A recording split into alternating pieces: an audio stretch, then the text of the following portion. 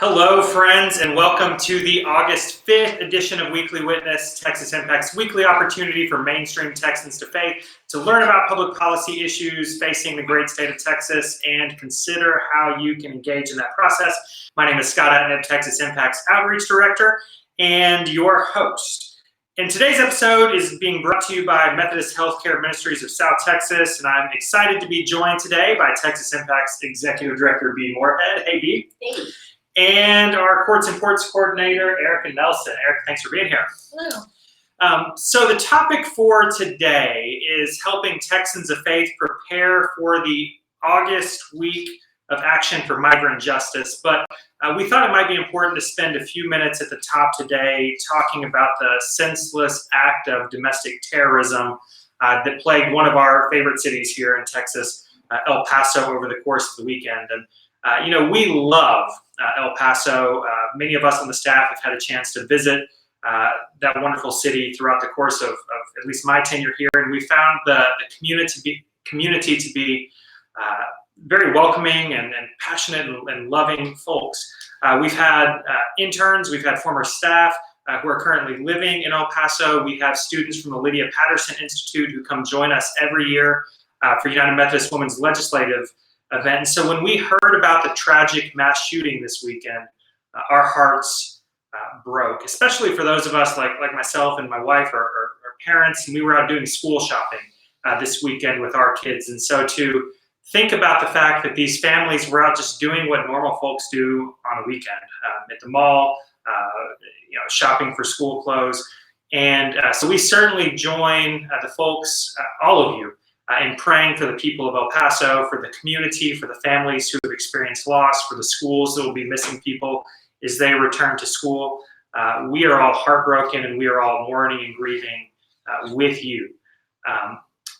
But we're not a group that typically,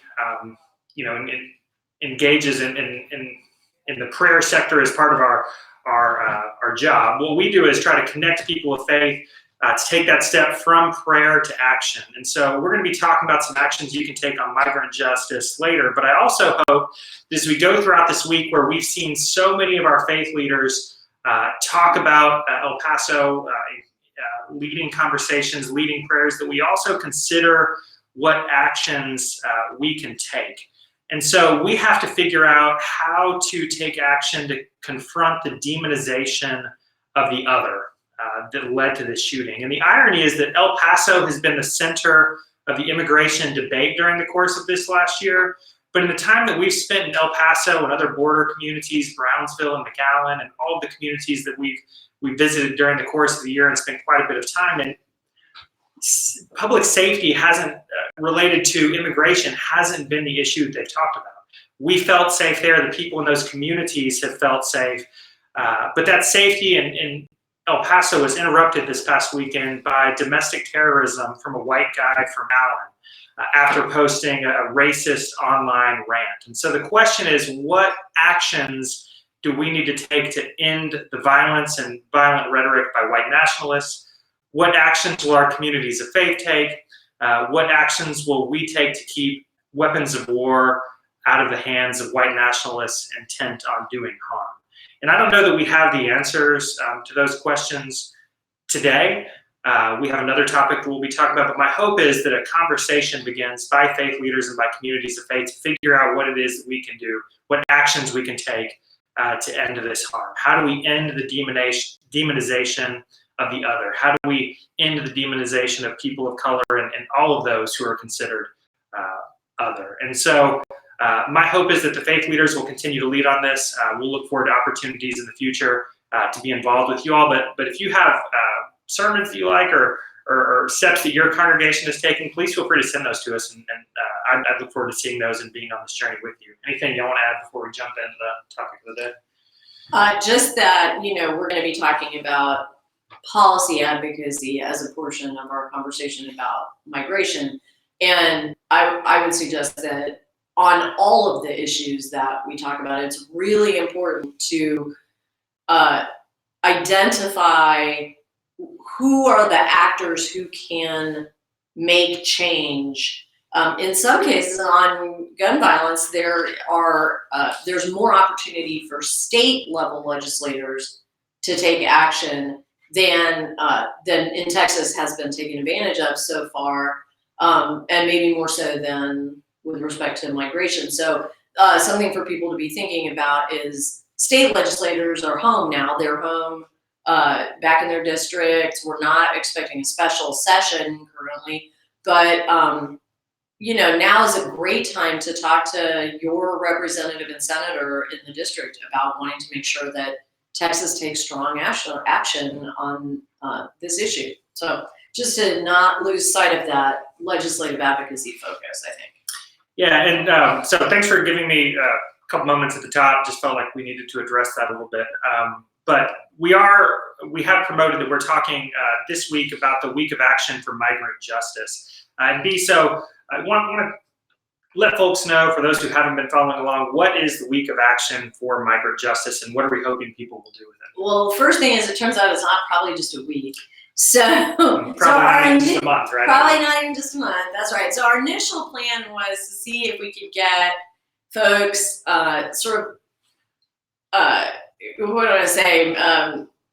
concentrated around a week in August where we could really generate some district visits to members of Congress who might be home and get some people thinking about at the congregational level what would be policies that would improve the situation currently unfolding on the border. It turns out that pretty much all of the congressional district offices that we talked to are excited to meet with representatives of the faith community. We're in the process of setting up those visits now.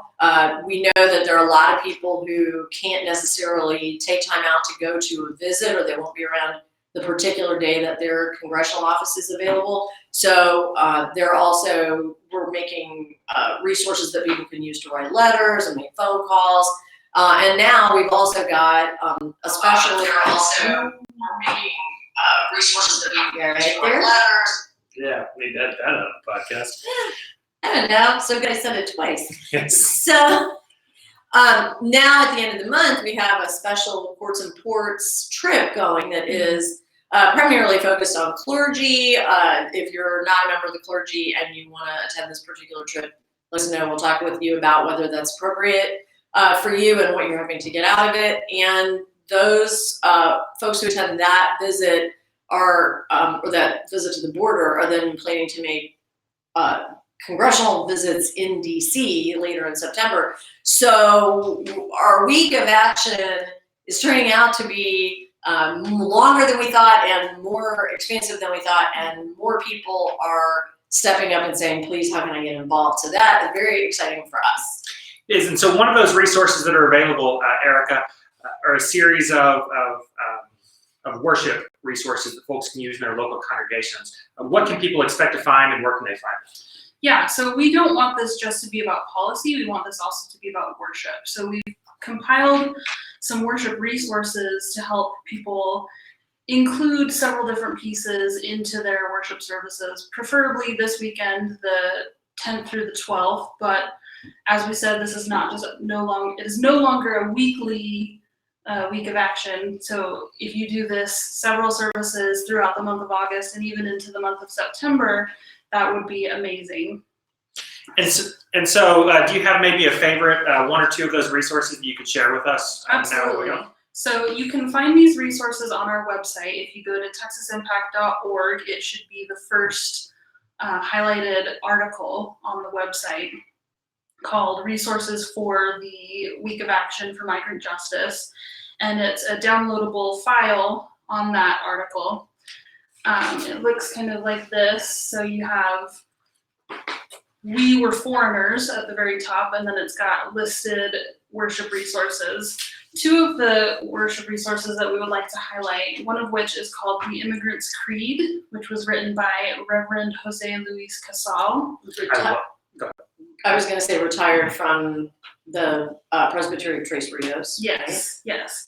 And so he wrote this creed similar to the Apostles' Creed, but with a focus on migration. And I would like to read that aloud. So it says, I believe in Almighty God, who guided the people in exile and in Exodus, the God of Joseph in Egypt and Daniel in Babylon, the God of foreigners and immigrants. I believe in Jesus Christ, a displaced Galilean, who was born away from his people and his home, who fled his country with his parents when his life was in danger. When he returned to his own country, he suffered under the oppression of Pontius Pilate, the servant of a foreign power. Jesus was persecuted, beaten, tortured, and unjustly condemned to death.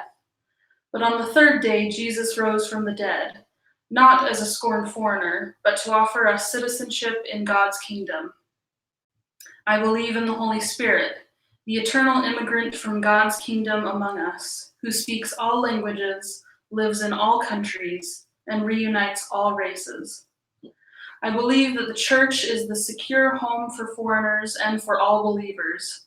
I believe that the communion of saints begins when we embrace all God's people in all their diversity. I believe in forgiveness, which makes us all equal before God, and in reconciliation, which heals our brokenness. I believe that in the resurrection, God will unite us as one people in which all are distinct, all are alike at the same time.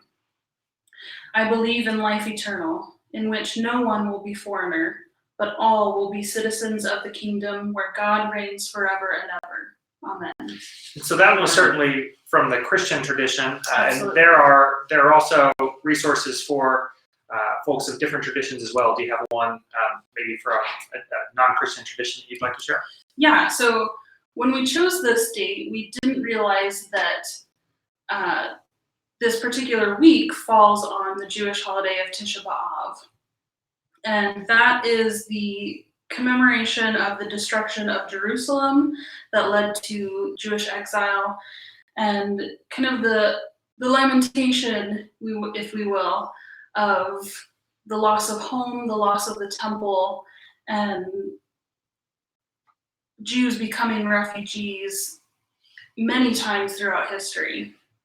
And so the Hebrew Immigrant Aid Society has a resource that they have called Lamentations 6, which for those of you who are up to date on your Bible know that Lamentations only has 5 chapters.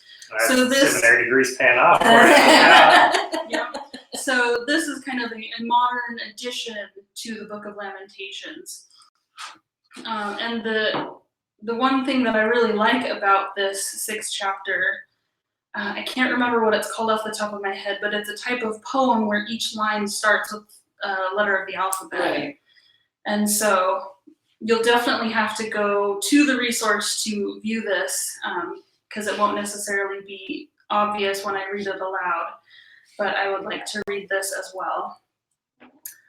Alas, a country once built on the promise of liberty and justice for all now isolates herself from the cries of those seeking safety on her shores.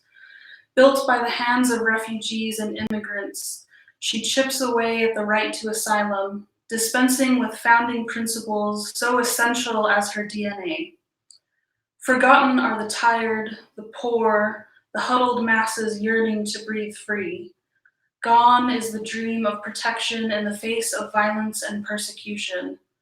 Her enemies are now the masters. Inhumane executive orders barring Muslims and refugees, jarringly separating parents from children, keeping out compassion and decency, a wall in their place. Lady Liberty weeps at her shuttered gates. Mixed multitudes we were when we left Mitzrayim, the narrow place. Now the world narrows around the 70 million displaced people around the globe. Only God's voice can be heard bellowing calls to welcome, protect, and love the stranger. Partners in continued redemption we are no longer. Quiet in the face of moral depravity are her citizens, reinforced by hateful rhetoric spewed from seats of power. Self-evident truths that human beings are created equal, endowed by their creator with certain unalienable rights, undone by cowardice, malice, and greed. Verily, we know where God dwells amidst this suffering. God is in the eyes of those fleeing for their lives. Why then have we forsaken the divine call to love the stranger as we would love ourselves? Xenophobia instead taking root in our souls. You are the hero for whom you are searching. Zion cannot be returned to if we do not first turn to those calling our names. So tell us again, what do you hope will come out of all these resources that you can find online at texasimpact.org? My personal hope is that we are merging our action with our worship. I am of the belief that those are not two separate things. And so this is a way to bring the focus on migrants into our places of worship to further move that action out of our churches and our synagogues into the public sphere. All right, so as we make that turn, nice transition, Erica, well done. So we're going to worship, we're going to use these resources, and then we're going to move into an action phase B. What are you hoping folks will do next? I hope they'll spend all months calling on members of Congress to take action on immigration. And we also have talking points online for that. We do, and they look shockingly similar. But these say that there's 3 sets of talking points. The first one is a one-pager. We would characterize it as a leave behind. So this is something that if you were going to go talk to a member of Congress, their staff, even legislators here in the state, this would be the kind of piece of paper that you could leave just as it is. The second is faith-based border policy recommendations from the Interfaith Immigration Coalition. So these are not only Texas Impact's policy recommendations. These are recommendations that we've actually worked for the better part of the summer with national colleagues, with the ACLU and Justice for Our Neighbors and the Interfaith Immigration Coalition, our different denominations. And together we have kind of distilled the many policy concerns and particularities into 3 major headings. In fairness, I will say each of the major headings has some sub-points, but we've done the best we can to make this into a manageable policy conversation. This document, the faith-based border policy recommendations from IIC, is from Interfaith Immigration Coalition, has considerably more detail about these recommendations. The third piece that I want to highlight, this is from the National Immigration Forum. It is not a faith-based organization. The National Immigration Forum is a policy think tank. This is an analysis of the HUMANE Act, which is the piece of legislation that is bipartisan. Texas Congressman Henry Cuellar and Senator John Cornyn are the co-authors. They introduced it before. This is the second time that they've introduced this piece of legislation.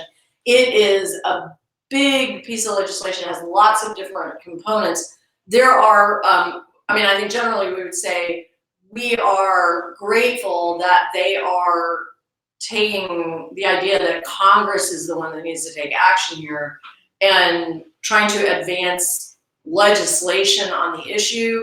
There are some particularities about this particular piece of legislation that I think are causing concern for faith communities nationally and in Texas. So we can talk about that a little bit. But the other thing to say is this is just the same as a bill would be if it were in Texas right now, where it starts out and there's something for everybody to complain about, and then eventually we can maybe by talking about it together come to something that we can agree on. That is the orientation we all have to have about this issue.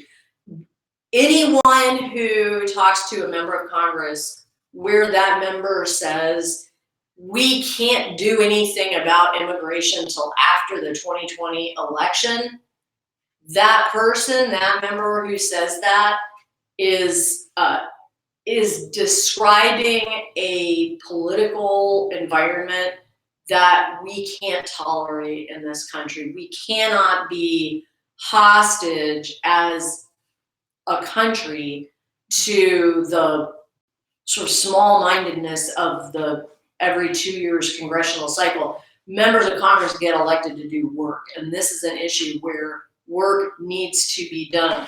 So our 3 issues are: stop the criminalization of migration, stop the separation of families and detention of children, and make all aspects of the asylum process transparent. And I'll break that down a little bit.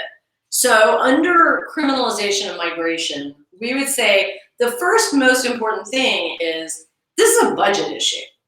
If there were, in all cases, if you assume all the money in the world and you assume no one ever is questioning whether there's enough to do all of the things everyone wants to, then we have enough immigration judges, we have enough border agents, we have enough lanes at the bridge to be meeting and welcoming every single person who comes claiming asylum. We have enough agents to be moving those people quickly through the process, and they are being treated with respect in a court system that is built on, excuse me, the due process that Americans expect out of our courts here in this country. So it's a money thing. Yeah. It is. We need to fund the civil system, the civil immigration system that we have to meet the needs of 21st century global migration. We need to make sure that we are staffing the ports of entry to be efficient and to monitor efficiently. There are for sure things that are coming, and probably people who are coming at the ports of entry, that Americans do not want to have come. There needs to be enough capacity that we can compassionately, and I think humanely is such a weak word in this case, right? Humane is the way we treat pets who are abandoned. This isn't a case of people who are the equivalent of pets that we're finding near the bridge. We need to be respectful and equally just with the people who are coming from anywhere else in the world as we would be with people who were in this country. So the first thing is to fund the system, including all the parts of it, including technology that we know law enforcement says needs to be upgraded, including funding all the parts of the federal apparatus that have been allowed to decline in recent years because they haven't had adequate funding. So the first one is money. The first one is fund our system. We can't say our broken immigration system if we're not funding it to be functional, right? It's like saying my car won't work. Why not? Well, I'm not paying to put gas in it. Well, let's check that first. The second is separating families and detaining children. So we have court decisions and other guidance in this country that makes us believe that we ought not to be detaining children for long periods of time.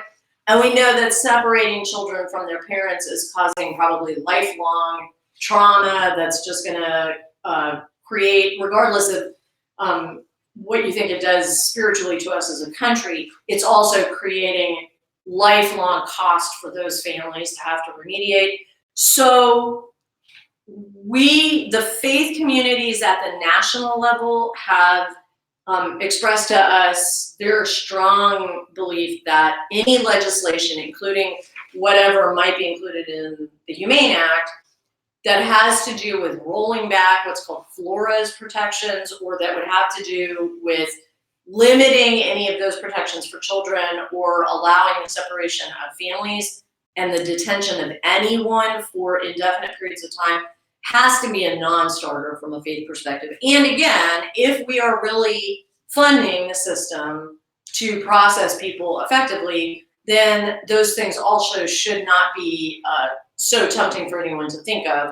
The second is, the second thing under that bullet is, we have local governments and nonprofits that have stepped up mightily for years now, since we first started hearing about unaccompanied children, the Catholic Charities Respite Center in McAllen has done absolutely heroic work. And they're not alone. I mean, the United Methodist Church, the Presbyterian Church, the Lutheran Church, and many others, Baptist Child and Family Services, everyone has stepped in to do work. And that includes teams of people from congregations, even outside Texas, who are coming down because they want to help. Similarly, local governments all up and down the border are, whether they want to or not, having to kind of step in and participate in meeting humanitarian needs as they arise. That's not free. And, you know, for anyone who thinks that this is just what communities of faith do, is they respond when there's a crisis. Sure, what do you think would happen right now if we had a crisis that was a hurricane that hit Houston again, like Harvey? It's inappropriate for the agencies of government just to expect that the faith community is always going to step up and just provide the humanitarian assistance. That's why the second proposal is that the federal government should be working in partnership, including funding partnership, with local governments and the nonprofit sector to fund the activity that those organizations are doing. We even heard in legislative testimony recently from local elected officials who described spending their own money out of their own pockets to address needs that were not being met by our federal partners. So Okay. yeah, it's not okay. And I'm sure that their constituents don't expect that their elected officials are going to be put in that kind of position when they're supposed to be providing their leadership locally. So the second thing is, we're not separating families and children. We can't be doing that. And instead, we should be resourcing the local communities and nonprofits that can meet the needs of those families and children in the local community. The third thing is to make all aspects of the asylum process transparent. Everyone knows that when a humanitarian crisis happens in other countries, or when a military operation happens in other countries that results in civilians being kept in camps or being in any way having their movement constricted, we expect the United Nations to go in and observe. We expect Americans to be able to go see what's going on. And we criticize those countries if their own government officials are not aware of what's happening within their own borders. We are no different. The United States should be asking for outside civil and human rights monitors to come in and observe what's going on in every facility and every court, and they should be welcoming professionals, and by professionals we mean doctors, lawyers, child psychologists, all of the people who can come and evaluate objectively what is happening to migrants who are being kept in the conditions they're currently being kept in. So the three things: stop the criminalization of migration, stop the separation of families and detention of children, and start making all aspects of the asylum process transparent. Those are three things your members of Congress can do. They are the ones who have the power of the purse to pay for stuff and the power of legislation to make that stuff get implemented. This situation is not the result of one guy in one house on Pennsylvania Avenue that a lot of people are fussed at. It is the result of that guy and all his colleagues the other end of the street who aren't taking the responsibility that they should. And so we're in the process, or have been setting up meetings in congressional districts throughout Texas. Is this only for people who are making those visits, or are you hoping folks who aren't making those visits to? If you are making visits, we hope that you'll use this as your talking points. If you're not making visits, you certainly can use this same content as the basis for letters and phone calls. Emails are, at this point, I think, not really that effective with members of Congress unless you have somehow their personal email address, which if you do, you should totally email them. But for letters and phone calls, and then also just to help educate members of your community. And, there again, I think that's part of the nexus with worship is that as much as we have sort of generalized concern about, I saw a picture, I heard a recording, something bad's going on, it bothers me to think that that's true. There is not necessarily a lot of understanding of the particularities going on the border. For example, we are constantly surprised at people, even including members of the media or elected officials, who are not clear that not all of the migrants are from Central America. Some of them are from African countries, for example. So there's an opportunity to educate the public, and in educating the public, it's almost kind of abusive to get everyone's attention and tell them something terrible is going on and then say, but I don't have anything for you to do about it. I just made you feel bad, so my work here is done, right? Yeah. That's exactly what we don't want. What you want is to be able to say, but luckily, we live in a representative democracy. There is an opportunity for you to take action no matter who you are or where you live. In Texas, or I'm sure we have at least one or two people who watch this broadcast who aren't even from Texas. And I would say these talking points are just as relevant to their member of Congress as they are ours. So, social media important? I think social media is important. Do we have a hashtag for August? Action for migration justice, I guess, is what we've been saying, right? Yeah. So hashtag act, maybe let's say that. Hashtag act for migration justice. Welcome to our staff meeting. Act for migrant justice. And I think one of the most important things that folks can do with social media is actually to amplify what they're doing in real life, right? So just getting on social media, and I mean, we've all done it, right? Like getting on and liking a thing somebody else, or putting a ugly face, right? A frowny face about something that somebody posts. I mean, sure, that made you feel better for a second. But what helps more is if you say, I went to a district meeting, or I talked to members of my church, or I wrote a letter, and here's what I said. Here's the text of what I said in my letter.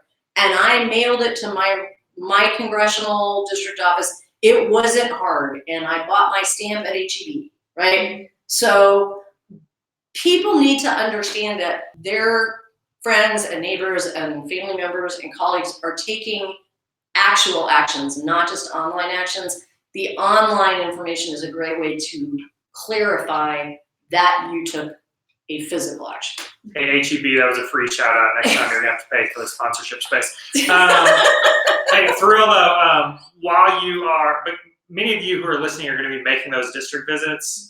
Take pictures, get members with folks you're meeting with. Absolutely. Also put those on social media.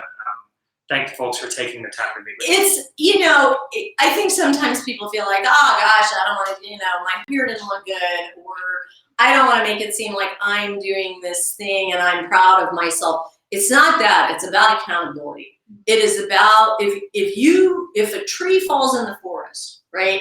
If a person goes to see their elected representative and nobody hears it, does it create accountability? I say no. I can't tell you about the tree in the forest, but I know for sure the more people that know, the more accountability that there is. And a lot of times we use the term accountability in kind of a bad way. Like by saying accountability, we make it sound like, because I don't trust you, right? I'm going to hold you accountable because otherwise, if I don't say that, maybe you won't do the thing.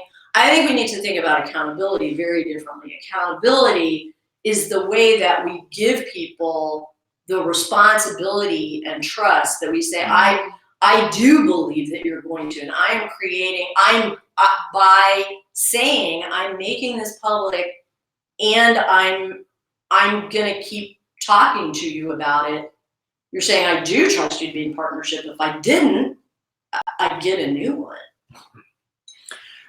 So Erica, we talk often on Weekly Witness about Courts and Ports and highlight folks who are taking trips down to South Texas. Do you want to give us just for those who haven't heard it before, just a quick description of what Courts and Ports is, maybe update us on where we've been over the course of the last year plus now? Yeah, absolutely. So Courts and Ports is our program where we take people of faith down to the Rio Grande Valley, which is primarily Brownsville and McAllen for this program. And we learn about how immigration policy is affecting immigrants in real time. So we attend a criminal court where those who have crossed the border illegally are being tried with a misdemeanor for entering the country illegally. And typically that happens, this hasn't been the case in the last few weeks, but typically it's in groups of 40 to 50. The last few weeks have been significantly less than that, and that's worrisome because it, brings the question of where are they going, because I don't think that for the months of June and July, that same amount of people didn't cross the border illegally. It's just that they were not in those courtrooms. And then the other major thing we do is go visit the port of entry in Brownsville. We go to the Gateway International Bridge and cross over into Matamoros, Mexico, and we meet with asylum seekers there who are being forced to wait as they try to seek asylum in our country. And like you mentioned earlier, that's not just people from Central America, that's oftentimes also people from Africa. And we've also gotten people from Russia, from China, and those kinds of places that you wouldn't expect to be at our southern border. How's it going so far?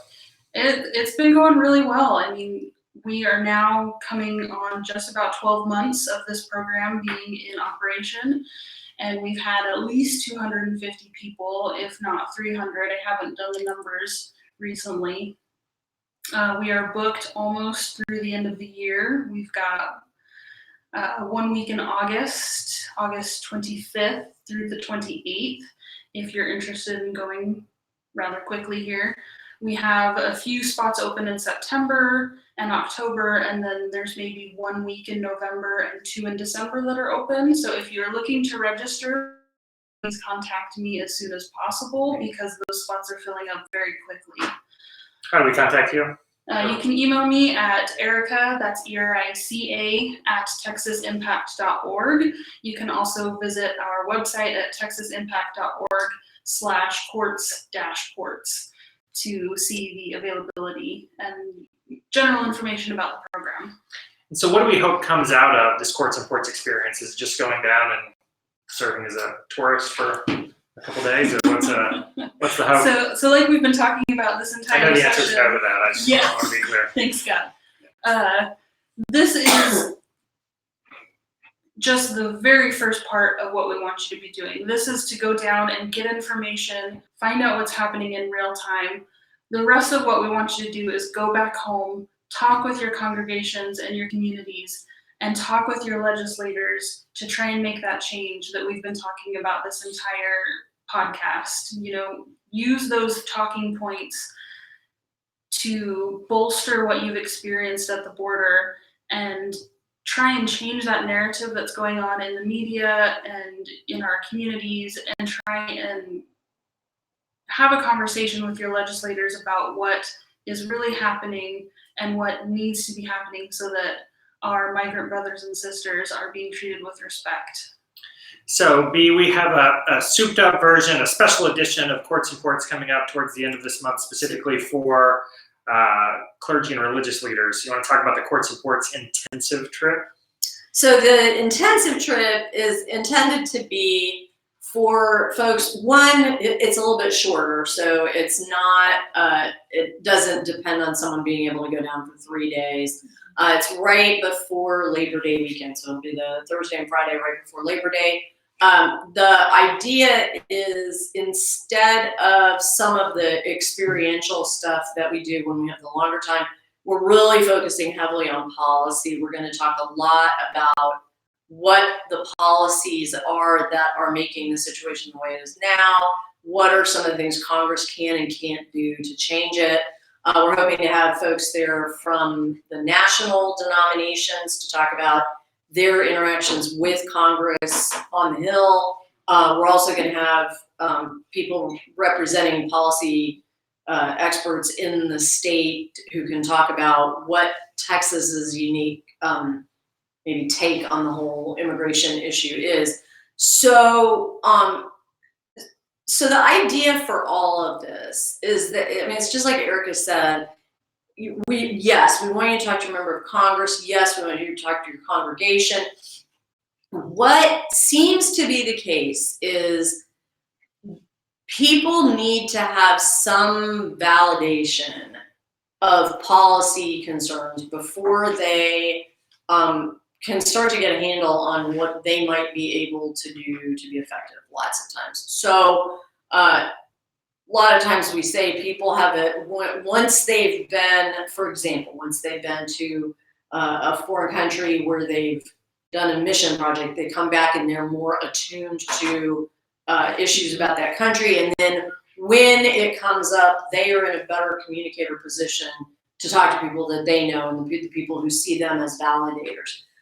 This is no different. Most Texans, although I'm sure people in the rest of the country think we all live really close to the border, most Texans, and we've had people participating actually who are not even from Texas, right? And these trips are open to people who aren't from Texas.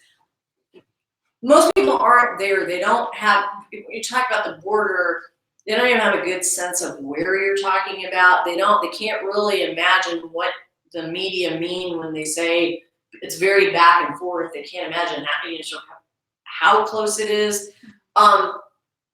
It's really important that people go to the border, have the experience, talk to people who are seeking asylum, and understand the policy so that they can bring that lived experience and policy expertise together. That's what's going to allow us to move the policy conversation forward. As long as we are sort of polarized into, I read some stuff about policy on my favorite liberal or conservative website versus I went and volunteered at the respite center for a couple days and I met a couple of people and so now I think something different.